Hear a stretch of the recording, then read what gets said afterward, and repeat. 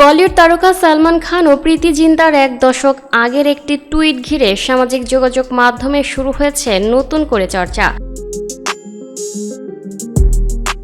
সম্প্রতি সালমানের 12 বছরের পুরনো একটি প্রশ্নে প্রীতির হ্যাঁ উত্তর বিনোদন জগতের পুরনো এক মজার স্মৃতি মনে করিয়ে দেয় নতুন করে আলোচনা এসেছে। ঘটনার সূত্রপাত 2014 সালে। সে সময় সালমান খান একটি মজার টুইট করেন।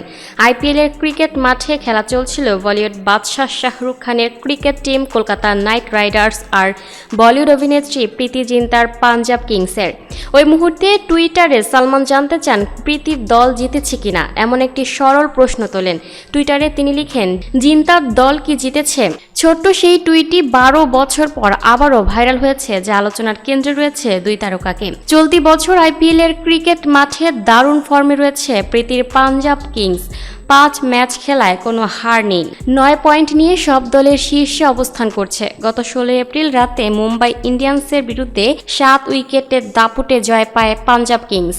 এরপরই দীর্ঘ 12 বছরের পুরনো পোস্ট 2026 সালে আবারও সামনে আনেন সালমান নিজেই। আর এবার সেই টুইটের জবাব দিয়েছেন প্রীতি জিন্তা। টুইটারের বেশ কয়েকটি প্রফুল্ল ভঙ্গিতে ছবি দিয়ে 3 বার নায়িকা জানান হ্যাঁ।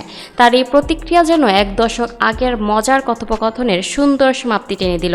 প্রসঙ্গত, সালমান খান ও প্রীতি জিন্তার বন্ধুত্ব দীর্ঘদিনের। একসঙ্গে একাধিক জনপ্রিয় সিনেমায় কাজ করার মাধ্যমে তাদের সম্পর্ক আরও দৃঢ় হয়েছে। সময় পেরিয়ে গেলেও এই বন্ধুত্বের উষ্ণতা যে অটুট রয়েছে, টুইটারের উষ্ণ ভাবের আদান প্রদান যেন তারই প্রমাণ।